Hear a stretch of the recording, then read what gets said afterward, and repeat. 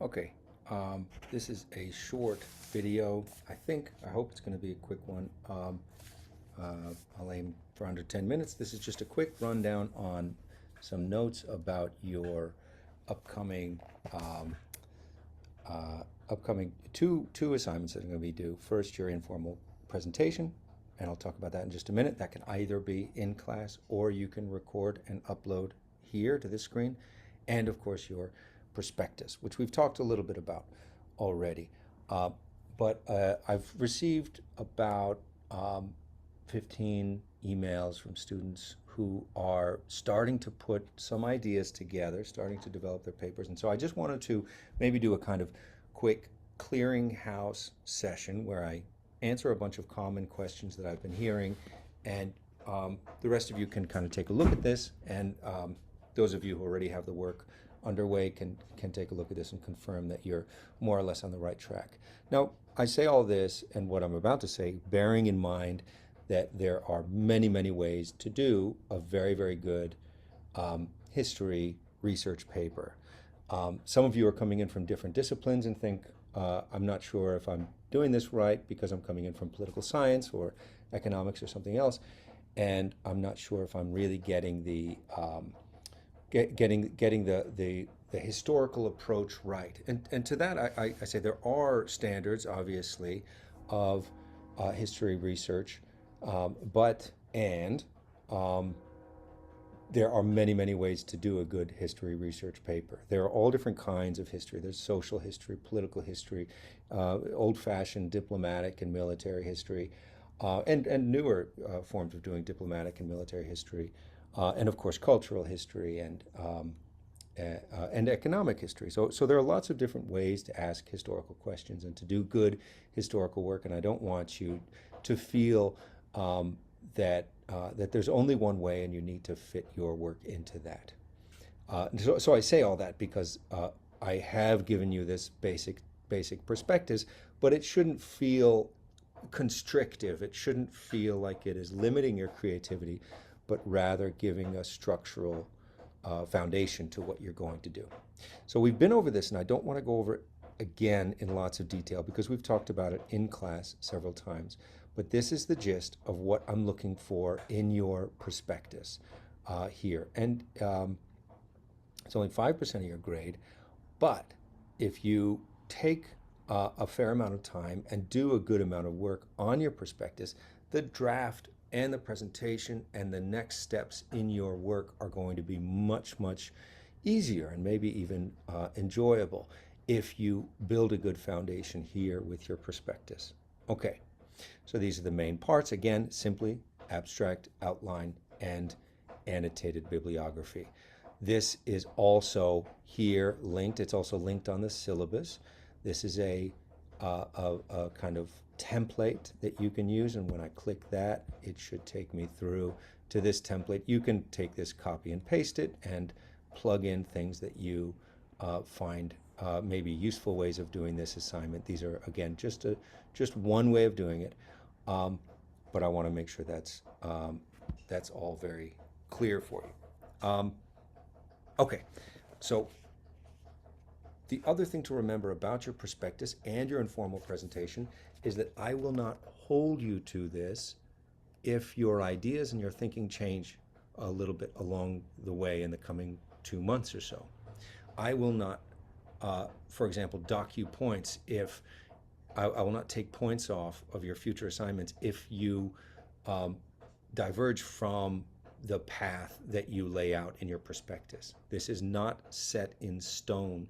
This is just one way of doing this kind of foundational assignment, and it's very common in this field and probably in other academic fields to have an initial plan, an initial set of questions and inquiries that you then stray from in future work and end up doing something slightly or significantly different. So don't worry about that. This is just your initial plan. That's one note that I made just in response to some questions.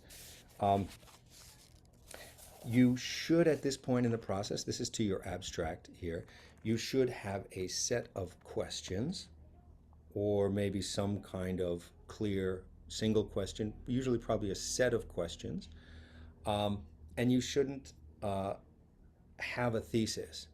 And if you do think that you have a thesis, maybe based on a lot of reading you've done for another class, or you have a clear thing that you want to say, that's okay. But for the sake of this assignment, I would like you to sort of do a Jeopardy thing on the question and uh, uh, put it in the form of a question that you will then seek to answer with honest, earnest research. Okay? So that's why I think it's important to have a question.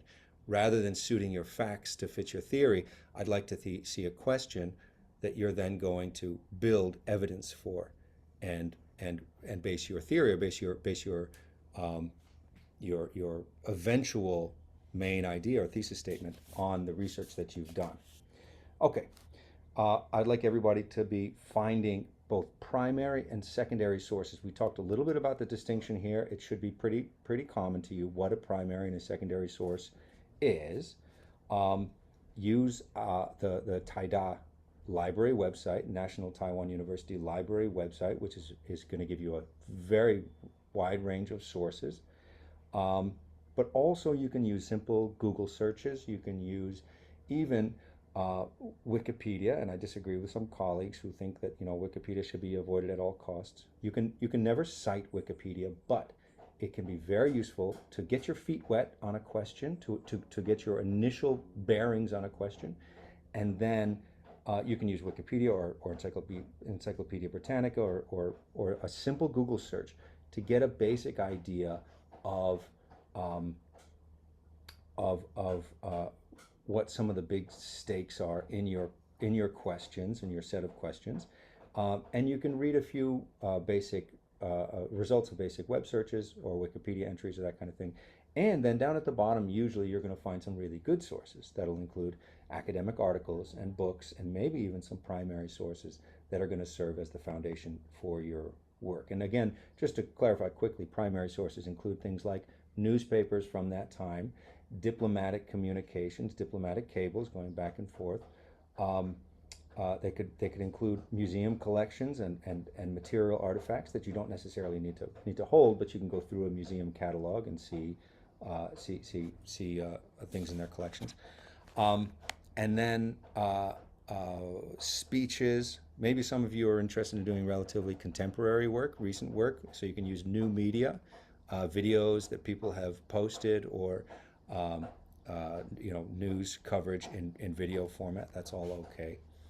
And then in terms of framing, I have one more note here. Some of you were a little bit concerned about, again, fitting yourself to the format of the class, to make sure it's a strictly history paper and it's strictly on U.S.-China relations in an equal way. If you find your questions tilting you more toward the U.S. or more toward China, as long as there's an element that connects it to U.S.-China relations, that's okay. You shouldn't feel necessarily an obligation to have half of your work on the Chinese context and half of your work on the American context. If your work draws you, and it probably will, in one direction slightly over the other, that is okay. And in terms of the historical framing, don't worry too much about that either. And on that point, Mr. Tsai and I, when we review your prospectus and your presentation, we will help guide you toward a really strong historical framing of your work. So again, the prospectus should not be immaculate. It is not set in stone. It is not something that we will hold you to. Rather, it can be a rough a sort of a planning document. You can even put notes in there to yourself. You can put a comment in there to me and to Mr. Tsai that says, I'm not quite sure if this is going to fit, but I'm going to try to do this because I'm interested in pursuing this line of inquiry. You can write notes even to us within the document itself, within the prospectus itself, that says, maybe I'll be able to develop this. I'm not sure. If I can't, I'll focus on the other sections. Something like that is fair game here. This is not a formal document. This is not for anybody's eyes except for yours and Mr. Tsai and me.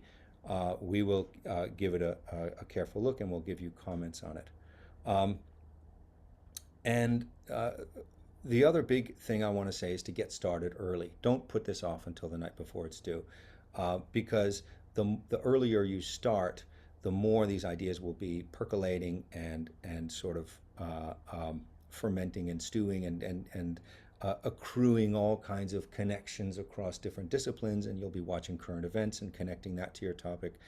So the earlier you start thinking about this, the better. And that's the reason we're putting the prospectus here in October anyway.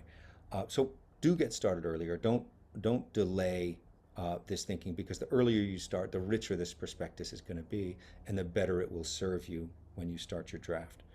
The other big thing is get started early, but then also reach out for help when needed.